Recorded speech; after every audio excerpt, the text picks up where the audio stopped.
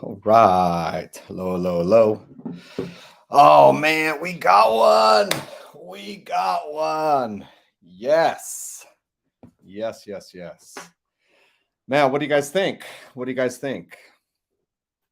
Add the stuff here. Oh, I probably should have hit you with the intro, but you know what it is. What's up, everybody? How is everybody? Still setting up stuff here, but man, we got one. We got one. I am hyped. So it looks like uh, Tank Davis and Ryan Garcia will be fighting December in 2023. Tank looks like he'll still be fighting January 7th. Obviously, from what he tweeted in Washington, D.C. I know I've seen rumors of like Boots Ennis and Stenionis talking about both kind of tweeting stuff, kind of, I think it's all stuff they can't like officially say, right? Because it's not official yet or signed or whatever. But, ideally, man, if we get Boots and Stenionis on that undercard, that'd be a great undercard. We would kind of clear up Earl Spence's mandatory situation with like two, I think it's the WBA and the IBF. So that'd be awesome. So yeah, hopefully that happens. But man, best of all, we got Tank versus Ryan sometime next year. Given obviously Ryan winning, or I'm sorry, Tank winning in January. And I believe Ryan, obviously there's just kind of rumors going on right now, but I believe Ryan is eligible to take a interim fight as well. I don't know if he will do that, but at least we got one. At least we got one starting next year. What do you guys think? Who do you guys got? Let me put a poll here in the thing. But yeah, what do you guys think? Let me know. I'm just so happy we got something, because and after the fallout from Crawford versus Spence, I feel like boxing fans were mad, rightfully so, as they should be. I was mad. But man, we got one. We got one. So I'm hyped. Sorry, I'm putting the poll in here for you guys. So far, I put a poll on YouTube earlier. Last I saw, it only had like a couple hundred votes, but it was Tank by KO or Ryan by KO. So, all right, I put the poll in the chat for whoever wants to take a look at that. But yeah, and if you guys want to vote on that, let me know what you think. But yeah, I think I know it was Tank versus Tank and Ryan by KO was like the two top ones. I want to say Tank was like above. Let me look right now. I want to say Tank had the better odds on that, but man, we got one. I'm just hyped that we got one. I feel like we caught a fish. You know what I mean? It's like all that long waiting, and we finally got one. There it is. Tank by KO 70%, Ryan by KO 20%, and then 5% each by decision for the other two options. I feel like the fact that 70 and 20, 90% of the people voting feel that it's going to end in a KO. So that's very encouraging. I feel like just the fact that, I mean, man, we're gonna have a blockbuster. Like it's gonna end in a knockout. Like one of these big fights that we've been really wanting, and I feel like most people think it's gonna end in a knockout. I remember polling Spence Crawford, and I feel like most were not knockouts. I feel like it was kind of most decision or whatever. So, whoo, I'm excited. I'm excited. I'm excited we got one. Um, it's a good style matchup. It's a great style matchup. We're gonna see how the speed plays out between both guys. Who's faster? Who sets the traps better? Who could land on the other one?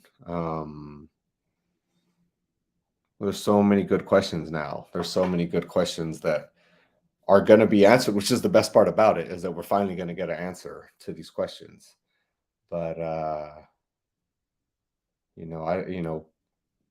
lot of I want to say the judges had Rolly winning the fight against Tank.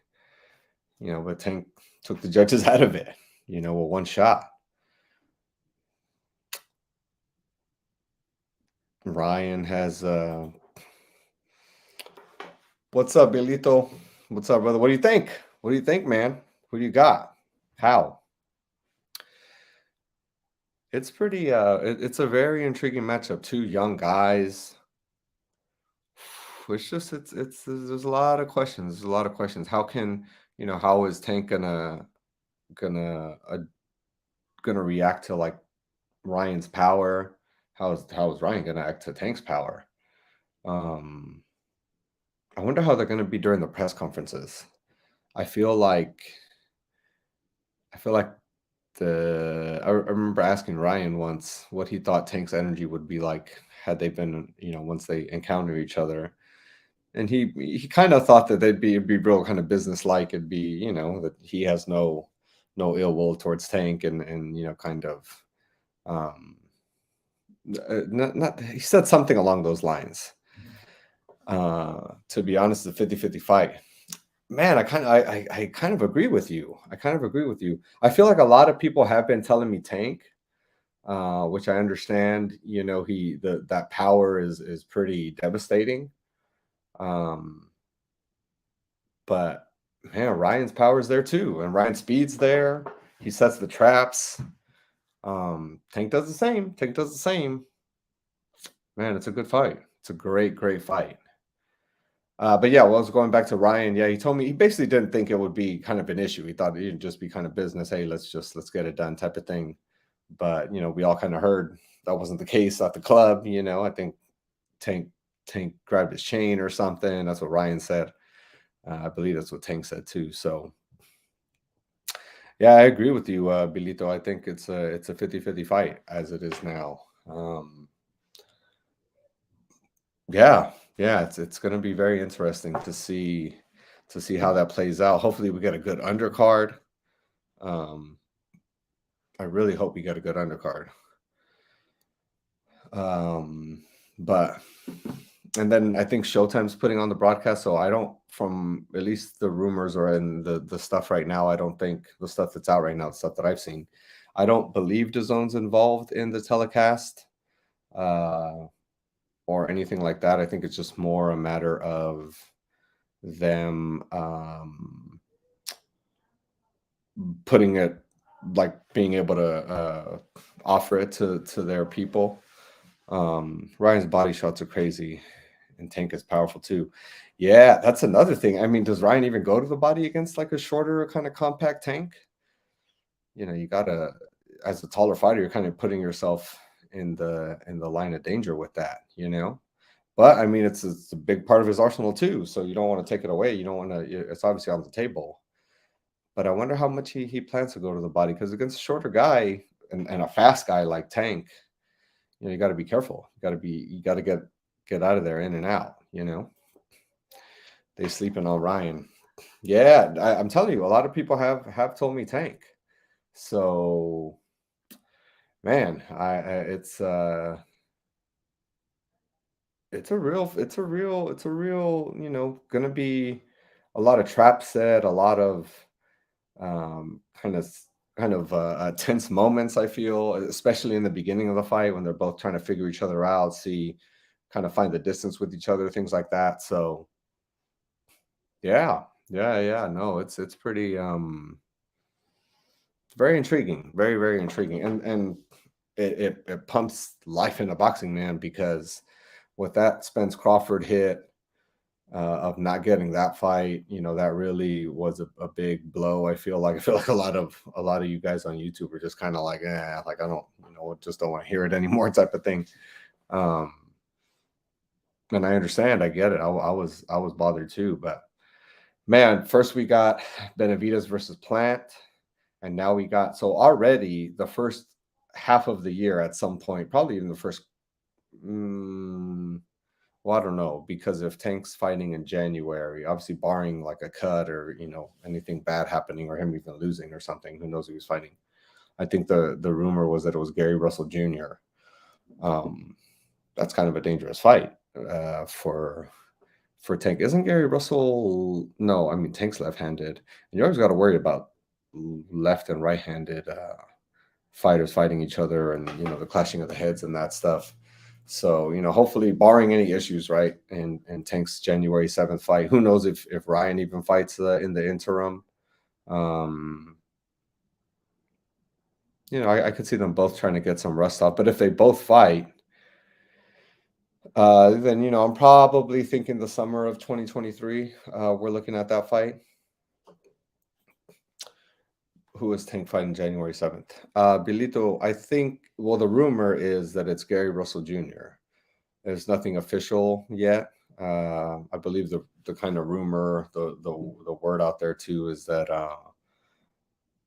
I mean, maybe not even the rumor, maybe it's more just kind of boxing fans willing it to happen, but Boots versus Stanionis. I know Boots and Stanionis have both talked about kind of fights being done recently and kind of showing their greatness and kind of something along those lines in their tweets.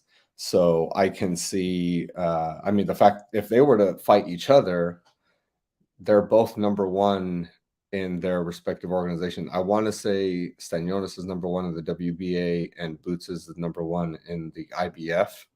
And so if they both were to fight each other, then maybe that can be the kind of, the mandatory for both of those belts, whoever the winner of that fight is.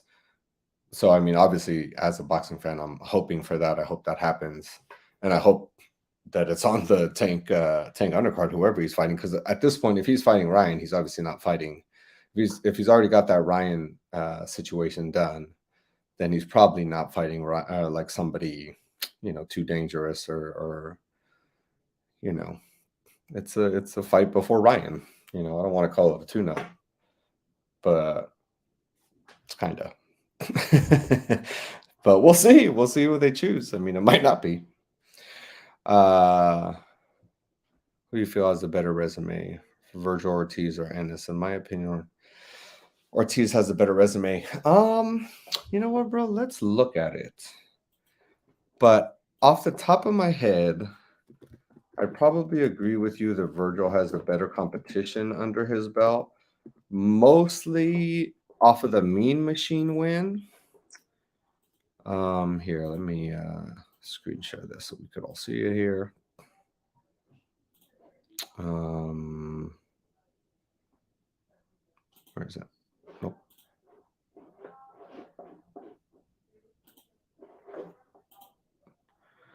All right, let's see.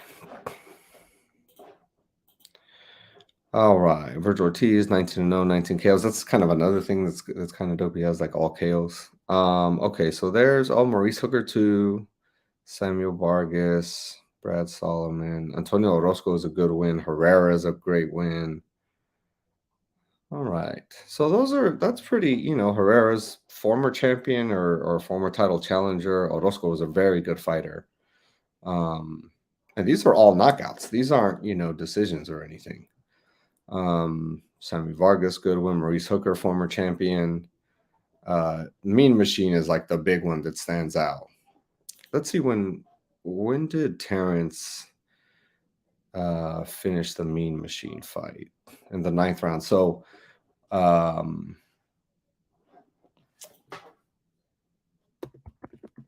Virgil took him out earlier. That's pretty impressive. But let's see Boots Ennis here. Man, he has got like 10 more fights. Wow, and only 2 people survived. That's impressive. 29 wins, 27 KOs. Yeah, see, Thomas Delorme is a very good win. Not washed him in one round. That's a great win. Lipinets is a good win. Knocked him out as well.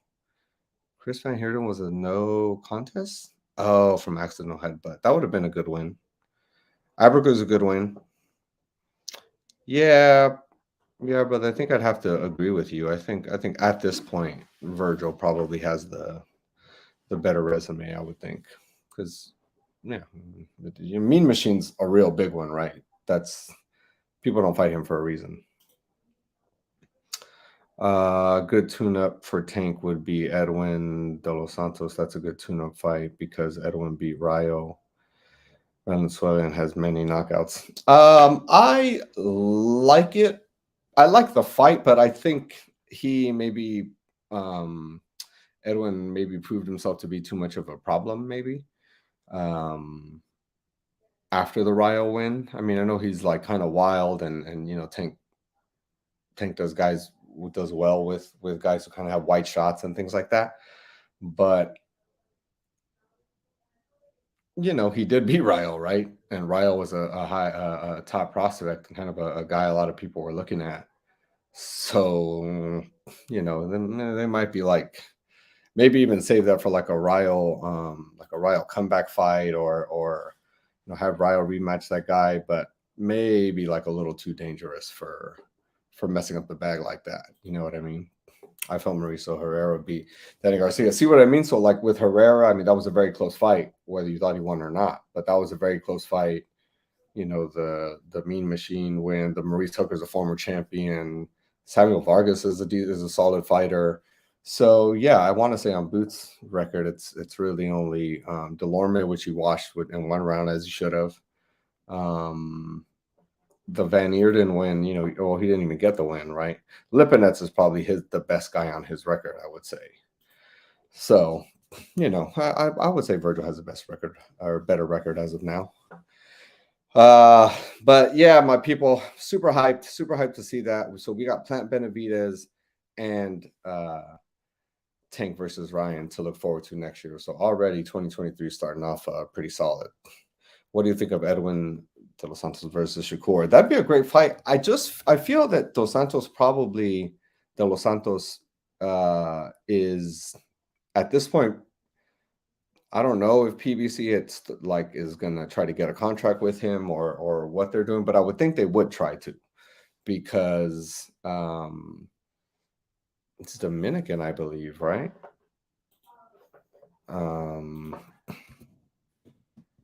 De Los Santos. Yeah, he is Dominican. So, that's like a market. Like I want to say, who else is Dominican that just fought the middleweight? Carlos Adames. He's Dominican as well. So they have kind of like a cool little like Dominican thing going on right now. PBC. How did I get rid of this ad? Anyway, yeah, look at that. 15 with 14 KOs. Oh, he's promoted by Sam too. So he's kind of a PBC guy. I want to say Sam mostly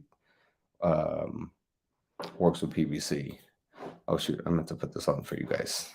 So yeah, if you look right here, Edwin Dos Santos 15-1 with 14 KOs. Ooh, what was his one loss to? William Foster III. That guy might be good. But yeah, the fact that he's with Sam and stuff, I feel that he'll probably stick with PBC. He is a beast. I agree. It's going to be fun to watch. So I think you give him some time to continue to develop. It's only 15 fights. You keep giving him time to develop. Maybe Rayo gets a couple wins. They rematch. But they found something good in De Los Santos. So I can see them, kind of harnessing that and seeing, where they could go with that. All